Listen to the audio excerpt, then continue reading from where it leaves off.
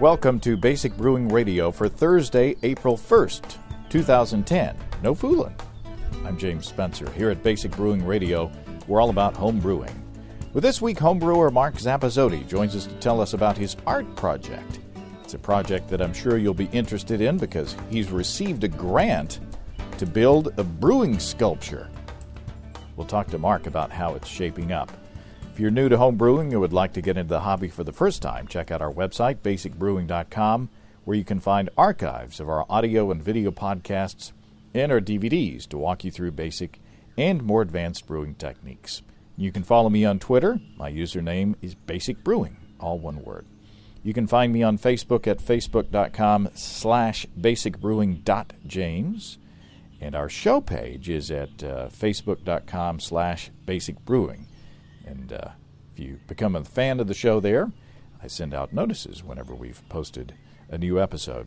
Thanks again to everybody clicking on the Amazon.com associate link on our basicbrewing.com site. Whenever you think of Amazon, think of us and click on our associate link first. It won't cost you any extra, and you'll be helping us to bring you this show, and we greatly appreciate your support. You can also find associate links to Brew Your Own magazine and the American Homebrewers Association on our site, too. I'm outside today. It's a beautiful day. The sun is out. It's a little breezy, but that's okay. The birds are singing. The mowers are going in the background. Seems like, when it warms up, it's just a constant drone of mowing around my neck of the woods. But it's a beautiful day, so I decided to sit outside. While I'm sitting outside, let's take a look into the mailbag. Brandon from Greenville, South Carolina wrote with this. Brandon says, I thought you'd find this interesting. Recently, someone on the forums of my local homebrew club's site posted a question about selling homebrew. The discussion went in a couple of directions. Then it went to what is considered a non-alcoholic beer. Someone said that he had read that it was defined as being 5% alcohol or under. I said that he must have misread it, and it was actually 0.5% or under, since O'Doul's is 0.4% and considered non-alcoholic. Brandon says, finally, someone posted a link to the South Carolina law stating what non-alcoholic beer is defined as. Tell me this doesn't sound weird to you. And Brandon sent me the link, and I clicked on it. And here's what the South Carolina legislation actually says under the heading Non-Alcoholic Beverages Defined. Here we go. You ready? It says, the following are declared to be non-alcoholic and non-intoxicating beverages. Number 1, all beers, ales, porters, and other similar malt or fermented beverages containing not in excess of 5% of alcohol by weight. Okay? Non-alcoholic. Number 2, all beers, ales, porters, and other similar malt or fermented beverages containing more than 5% but less than 14% of alcohol by weight that are manufactured, distributed, or sold in containers of 6 1/2 ounces or more, or the metric equivalent. And number 3, all wines containing not in excess of 21% alcohol by volume. Okay. So, it reminds me of the time that the Arkansas state legislature passed the law defining intoxication as being 0.8% blood alcohol level instead of 0.08%. What a difference a decimal point makes. Here's a letter from Mike in Middletown, Connecticut. He writes after listening to the episode featuring Kai Troyster's attenuation experiment. Mike says, I see plenty of experimentation on stepping up mashing, to be specific. Why does no one seem to want to step down in their mash? Kai states that the higher temperatures make the alpha enzymes work faster, but denatures the beta, if I understood correctly. Why not start out high, get the enzymes working fast, then bring down the temperature to hopefully slow the denaturization of the enzymes. And here's what Kai says in response.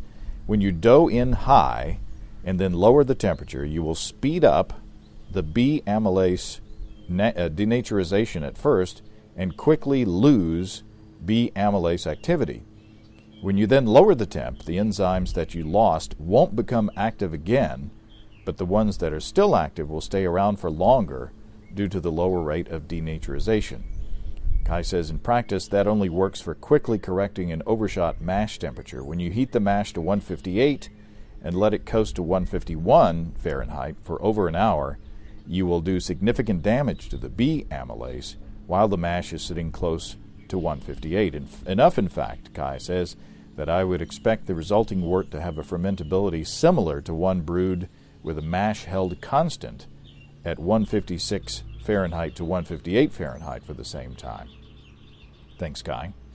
So that's why we ramp the temperature to mash up rather than ramping down. It's about time to have Kai on the show again. We're working on that, actually. Dirk from Montana writes, just thought I would drop you a note. I recently entered my first homebrewing competition, Bridger Bridge Crew, he says. Each entrant was limited to 2 beers. Both of my entries made it into the best of show round, and my milk stout won best of show. Dirk says, thanks for the podcast that helps inspire me to get out and brew. Well, excellent. Congratulations, Dirk. And now you can retire undefeated, if you like. Always fun to hear about brewing success stories. You can send yours along with any other notes that you have to james@basicbrewing.com, or just use the contact form on basicbrewing.com. And please don't forget to tell us where you're from. I want to thank Sonny Falgine for letting me know about this week's guest. Many homebrewers brew on brewing sculptures, and many homebrewers consider what they do as art, but Mark Zappazotti has combined the two concepts and then taken them to the next level. Well, Mark Zappazotti, welcome to Basic Brewing Radio. How are you, Jim? I'm doing well. Is it Jim or James? It's James. Do you prefer Jim or James? I prefer James. Okay, James it is. I appreciate your asking, and I can, and this will be an excuse for me to put that out there, because every now and then I do get called Jim, and I do prefer James. But you go by Mark Zap as well, so. I do. Well, that's kind of like, I think it's just a default. It's an inherited from my father and his brothers and all his friends and my brothers and their friends. It just, Zappazotti is kind of a mouthful, so I think Zap is a great short name. And I have a background as a musician, so it sounded much better. Oh, yeah. Well, either a musician or a magician, it would work either way, right? Yeah, absolutely. So tell us about, in addition to being a musician, give us some background on you as a brewer. Well, it's an interesting story. I mean, I've always been a huge beer fan. Many years. I mean, of course, when I was younger, I didn't have any taste buds to speak of and drank Coors Light and that sort of thing. Over the course of the years, one of my buddies who's from Europe, he just couldn't stand to see me drinking this stuff, and he used to always comment, well, why don't you have this? He slowly eased me into drinking Harp, and then it was like Harp with Guinness, and then all of a sudden then he was like handing me Aventinus. So I mean, it really my beer palate developed really quickly. And I gained a passion for beer in general, but it didn't really catch on to actually brewing until about 2 years ago. My wife bought me a homebrew kit, for Christmas one year because, we went to Europe for about 3 weeks on a vacation, and it just turned into just a massive beer tour. I mean, I don't think you can go to Europe without it being a beer tour. At least if you're me, you can't go to Europe without it being a beer tour. It just kind of, because I was so into beer, it just, after I made the first batch, it was just, one of those light bulb moments. Like, I tasted my first batch and I never looked back. So that's kind of really where it started. just my love of beer developed into this hobby that's become my obsession now. And you have a musical background. You also have an artistic background as well. Well, I have to say that the sculpture, the artistic background is mainly based in music. I was a bass player most of my life in various bands in New York City, and I was just quit a band that I was in for about 15 years. So my background is mainly music. The sculptural aspect is actually not me; it's my partner. That's the sculptor. So really, I come from the performance aspect. So do you see brewing as kind of an artistic endeavor? I do. To me, brewing is the oldest form of art. I mean, before anybody was figuring out how to, when people were scrawling on caves and making alcoholic beverages because they couldn't drink the water, I think that was the earliest form of art there is. I truly believe that that art is that brewing is just as strong of a medium as sculpture or painting. It's your perception of art, really, is what it comes down to. Well, it's certainly you can certainly be as creative in the brew pot as you can, with a guitar or with a paintbrush, I think. Well, there's absolutely no doubt about that. I think that I always get a kick out of the story that I heard about this German brewing family. They had been brewing for I don't know how many hundreds of years. One father to the next son, to the next son, to the next son, and so on. And somewhere along the line, one of the sons wanted to become a doctor. And, of course, the family was mortified that he didn't want to follow the brewing tradition. So they had a long talk about it, and, they decided that it's okay that if he wants to become a doctor and not follow the family business, but, of course, he'll have to change his name. So I always get a kick out of that because people were really, really serious about brewing. And not only do I think of it as an art, I mean, obviously it was a religion at one point. Before people knew what yeast was, they called it God is good. Mm-hmm. When beer just naturally fermented, they couldn't explain why it fermented or why it magically started foaming and bubbling.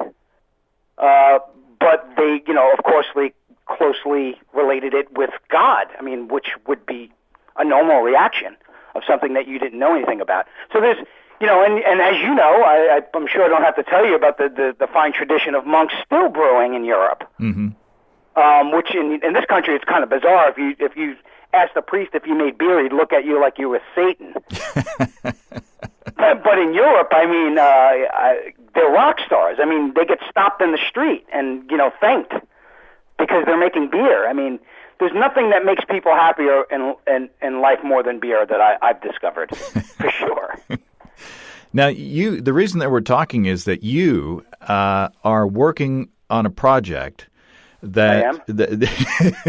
At least I hear you are, that melds brewing with art in kind of a tangible way. That's true. The project is called Brewing is Art, and its focus is kind of to make a brewing structure that can also be a standalone piece of art.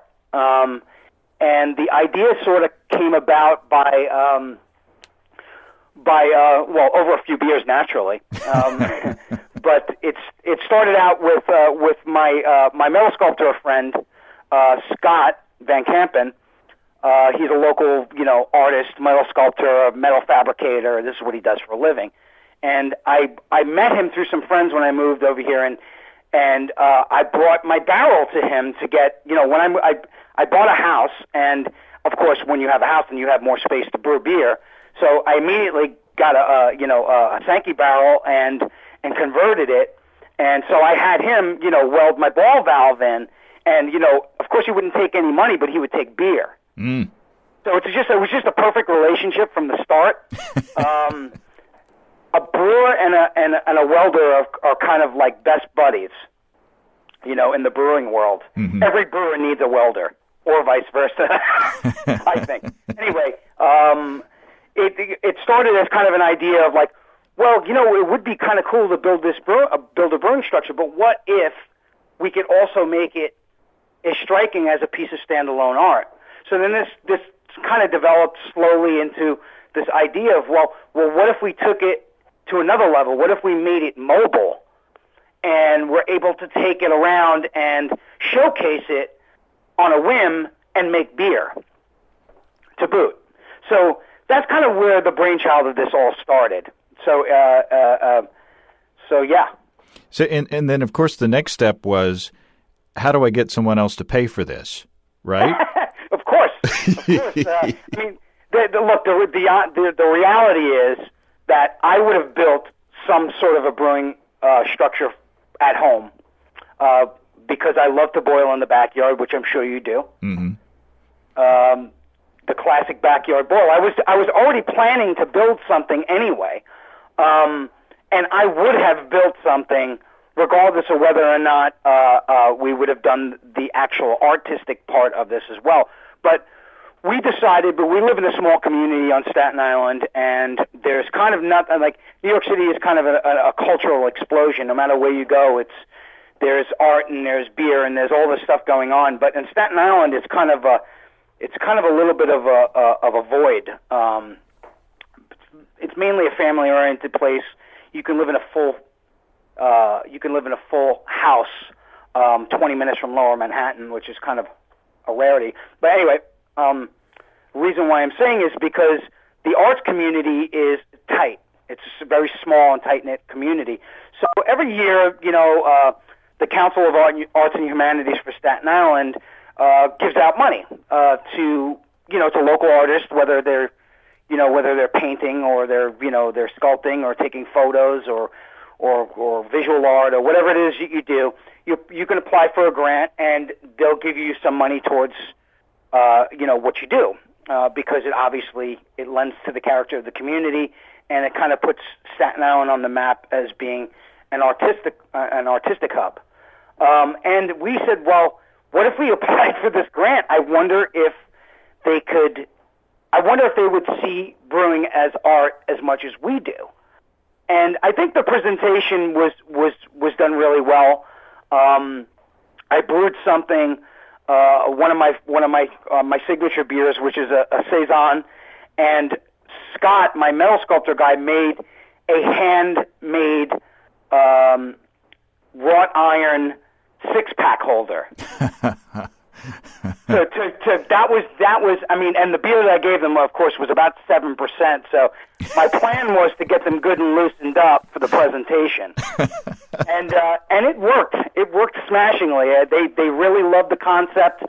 They got it, and that was what made me so excited. I mean, look, getting funded to do anything artistic is a real thrill, but to actually get them to see our vision and say, yeah, we get it, was really the most exciting part for me. I mean, it really, to me, it kind of put an exclamation point at the end of a really long journey for brewing. I'm not sure if anybody's ever really put forth brewing as an art. I've done some research and I've never seen it. So I mean, to me, that it was kind of kind of a great feeling for people who brew now and people who have brewed, for hundreds of years up until now. Well, we talked to Peter Buchart at New Belgium Brewing Company, and he said, when talking about beer styles, he said, no, I don't make styles of beer. I make 10 minutes of art. And so, I think he's right in there with you. Yeah. I mean, I think brewers get it. I mean, people that make beer, they know, and that are passionate about making beer, know that it is so much an art. I mean, it's not like stomping on grapes and letting it ferment. No disrespect to wine people. But I mean, you have to make beer.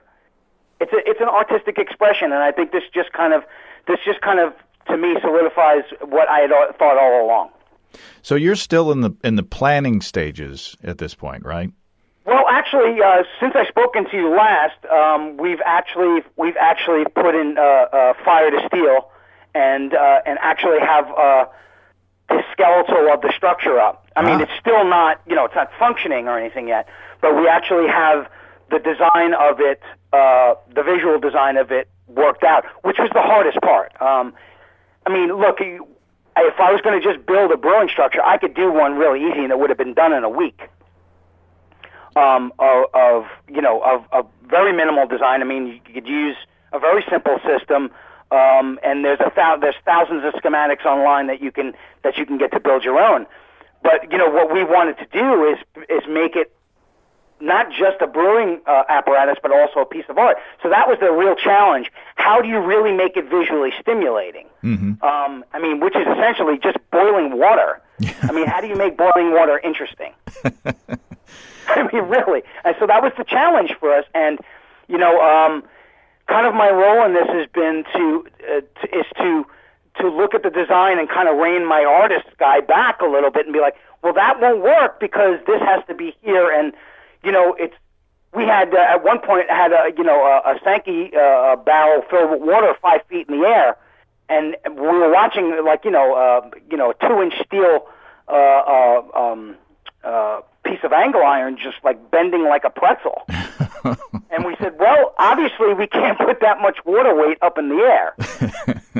The point would be that, we could have done something really simple, but we have to make it look interesting. And because we're making it look interesting, it creates a challenge design-wise.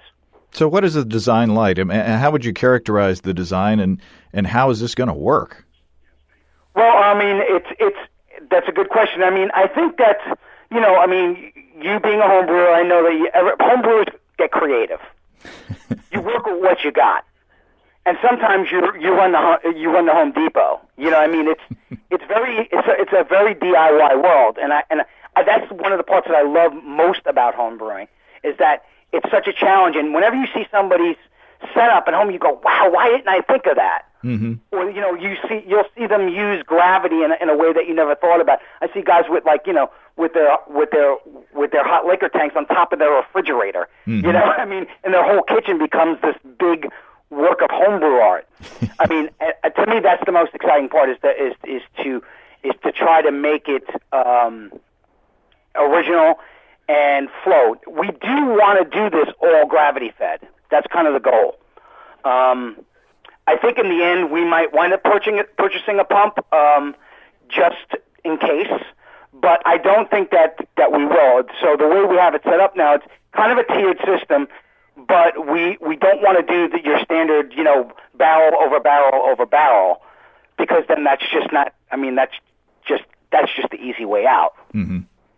So we're trying to make it have a little bit more of an artistic flow, kind of flow from top to bottom very gently and with a little bit of a slope, and with enough height to be able to make the whole system gravity fed.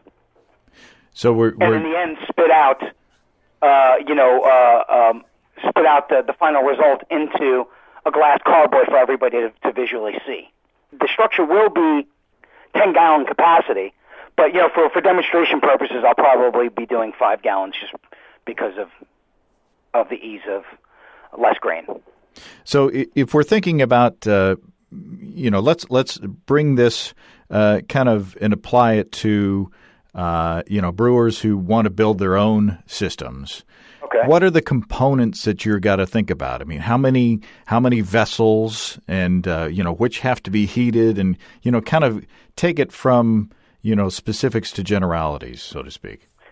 Well, I think that if someone wants to build a system for themselves, I mean, first of all, what I brew on at home is the cooler system. I mean, it works fantastic for me. Mm-hmm. I have just a 10-gallon cooler for my mash tun, and I have a 5-gallon cooler for my lauter tun, and I have one Sankey barrel for my brew pot, and that works great. I have a lot of control. It's really efficient. I think that when someone's building a system for themselves, they have to first ask themselves what kind of area, what's your brewing area going to be? Do you have a space cut out in your basement? primarily do it in your kitchen?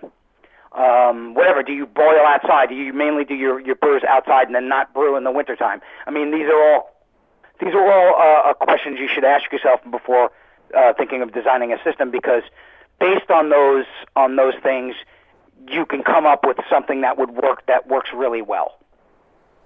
So essentially, you've got to have in some way or form a place to either heat water or have hot water. Right. Kind of a hot liquor tank. Mm-hmm. You've got to have a place where you do your mash. Right. And lauter as well, and those can be in the same vessel. Then Right. you've got to have a place to boil as well. Right. So in my circumstance, I don't have any kind of a sculpture, and my brew kettle tends to be the hot liquor vessel. Because I heat the water in there, and then I pour it into the mash tun, and then Right. the mash tun is also the lautering thing. So I basically have just a 2-vessel system. But Right. if you want to get fancier and have something more of a structure that's nailed down, having a 3-vessel system may be a better way to go.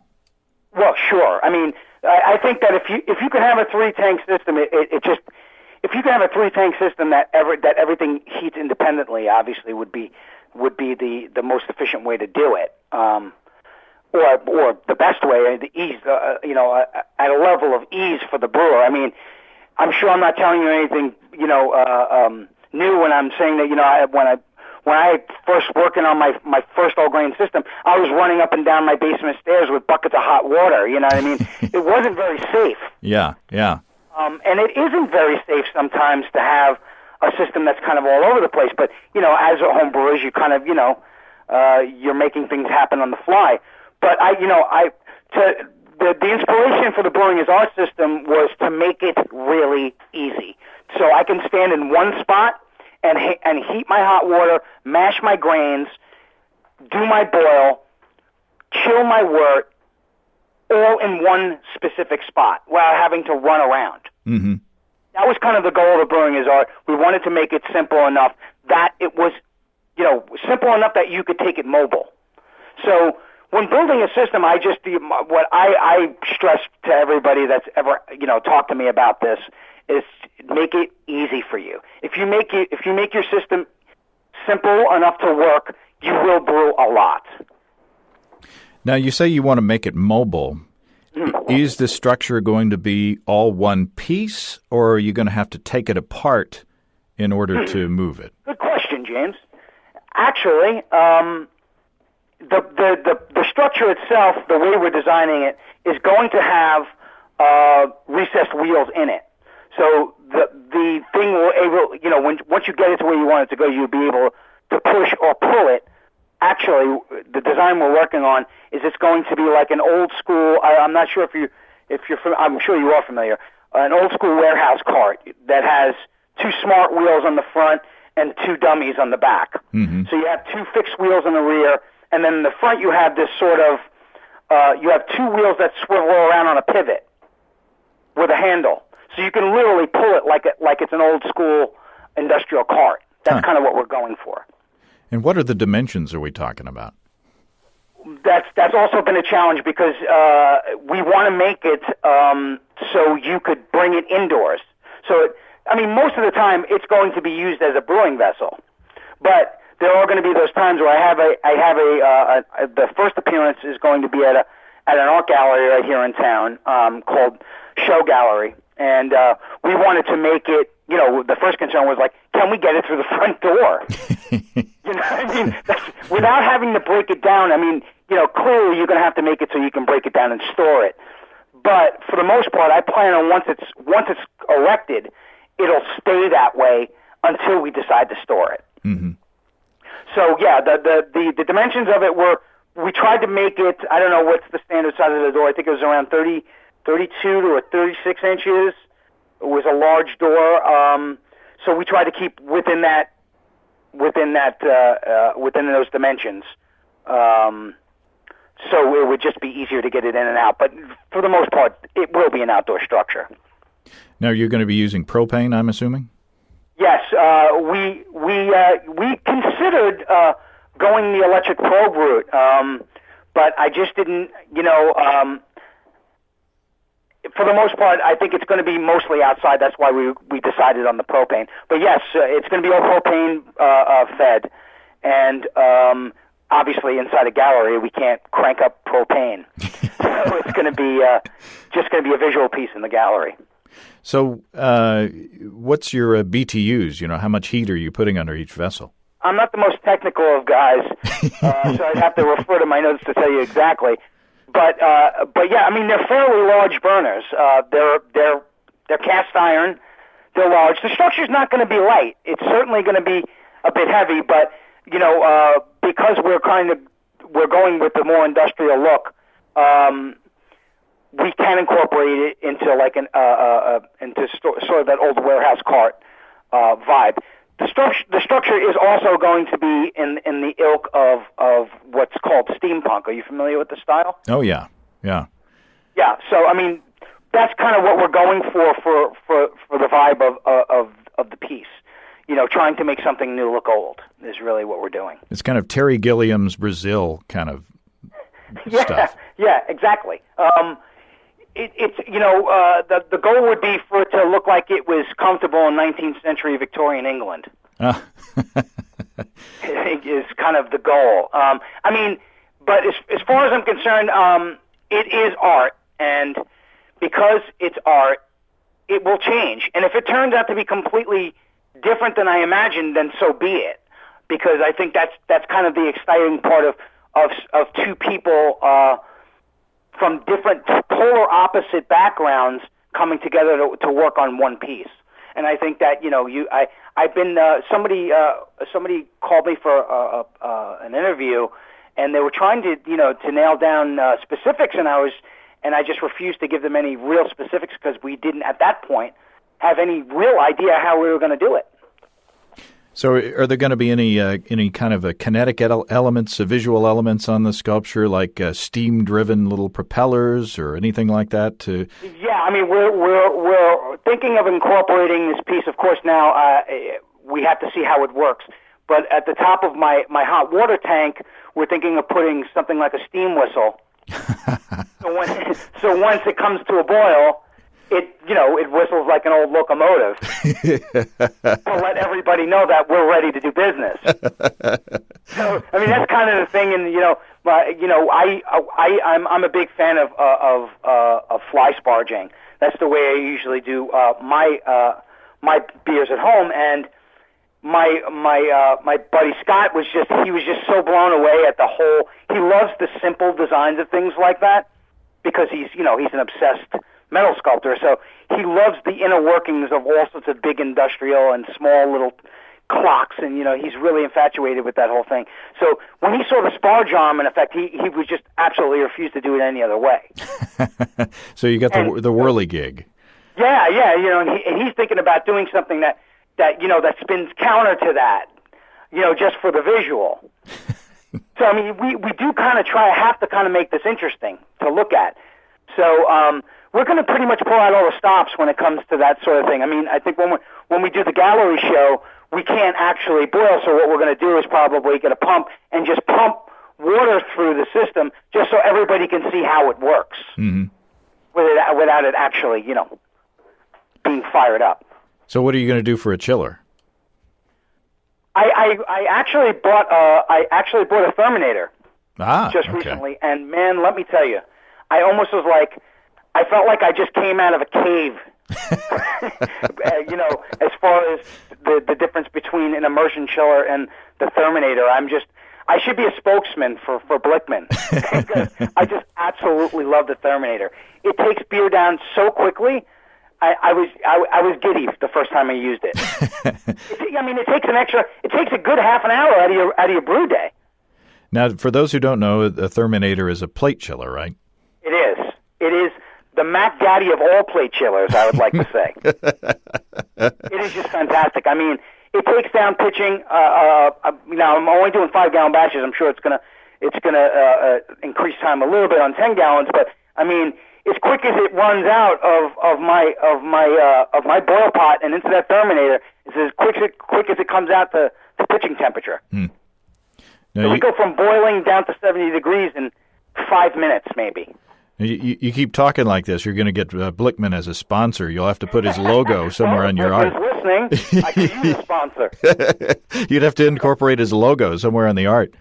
Well, yeah. I mean, honestly, we've already considered a few of those things. I have my local homebrew shop who is fairly new to the area. They're called Brooklyn Homebrew. Brooklyn, if none of you know, is actually connected to Staten Island, the only connection to Staten Island by land. Or by bridge, rather. They opened up a homebrew store about a year ago now, and they just opened up their first storefront, which is so exciting because New York City, believe it or not, does not have a storefront homebrew store. Huh. Up until then. I mean, there's been other small places that have, they've been hardware stores, and maybe they'll carry homebrew supplies, and you have to drive 2 hours to get to it. Mm. But in the New York City proper area, everybody was doing or they're ordering for brewing supplies, I would assume, by mail. There's a couple of guys in Jersey that I used to go to to their brew pubs, and I would buy ingredients right from the guy at the brew pub, which is kind of neat too.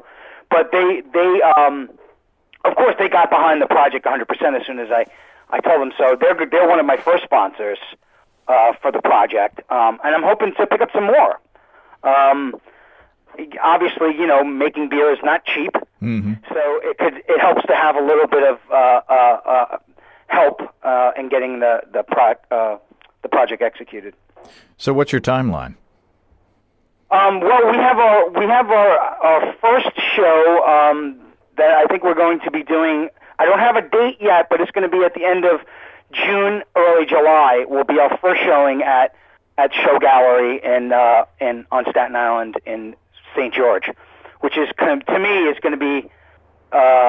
If it ends after that, I would be completely happy. Of course, it won't, but that's going to be our first show. So we're under the gun to kind of get it done by then. But my metal sculptor friend Scott likes to work under the gun, so he doesn't mind having deadlines. And he's one of those guys. And you've got a Facebook page, right, for the project? We do. It's Brewing is Art. If you go on Facebook and type in Brewing is Art, it'll come up, and I'll friend you, and you can find out, up to the day reporting on what's going on and the progress. I actually haven't posted any pictures yet because I don't want to spoil anything just yet. We're trying to keep it as exciting as possible, right all the way up to the end. Well, I look forward to seeing the project. You send me a link when it's done, and I'll tell everybody and post a link on our site as well. Well, I appreciate that. I mean, I also did want to thank the Council of Arts and Humanities on Staten Island for taking a chance on us. I think that believe me, it caused a little bit of outrage in the local art community, but to me, challenging people's perception of art is kind of the point of this whole project. Sure. It is an art, and sometimes art is in the eye of the beholder. But that is my main goal: is to challenge people's perception. They're also I didn't even mention to you that actually the brewing that was done here on Staten Island in the early days. There was a number of breweries that popped up here in the late 1800s and early 1900s. R&H Brewery, the Bechtel Brewery, and Bachman's Brewery. They came here because this is the only island in the New York City area that actually had a fresh water source. Unlike most of our water in New York City is trucked in or comes from the reservoirs upstate, this actually had a fresh water source. So it attracted the breweries here. And I actually am using water from that same spring. Maybe not the identical one that they were using, but there's one or two fresh springs that come up out of the ground here on Staten Island that are free to the public. And I actually use that water. So I'm tying a little old brewing history into this as well.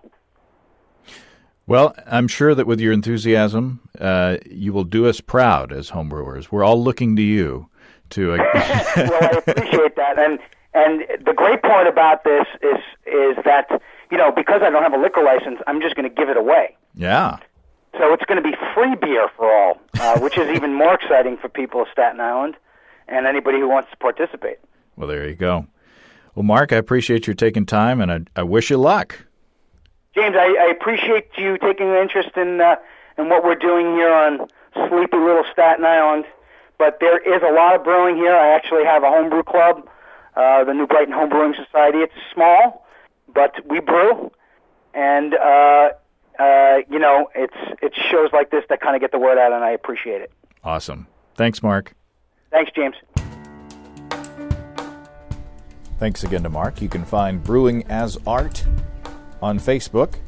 Mark says he'll send me a link to his website when it's up and going. I'll let you know. Can't wait to see the finished sculpture. I'm sure it will be extremely cool.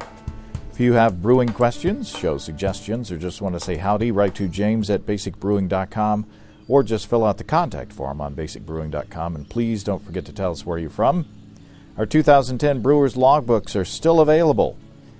We've also got our new Reinheitsgebot is a 4-letter word shirts in our shop as well. The weather's warming up, so get yours.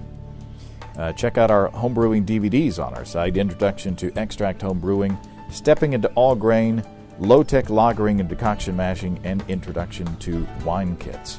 We've got combo deals to save you a few bucks if you want to buy more than one DVD at a time. And you can see a listing of the fine folks across the country who sell our DVDs on basicbrewing.com. And if there isn't a vendor in your area, you can order them online in our online shop at basicbrewingshop.com.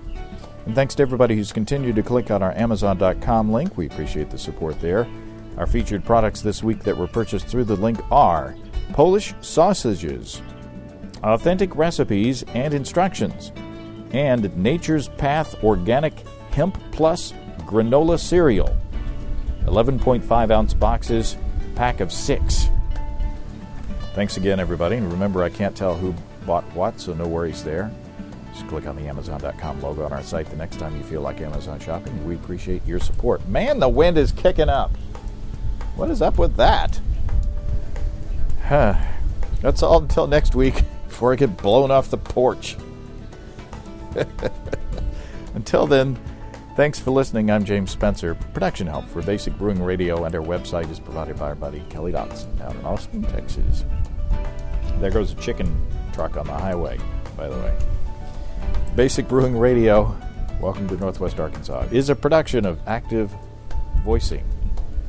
We'll talk to you next time, everybody. So long.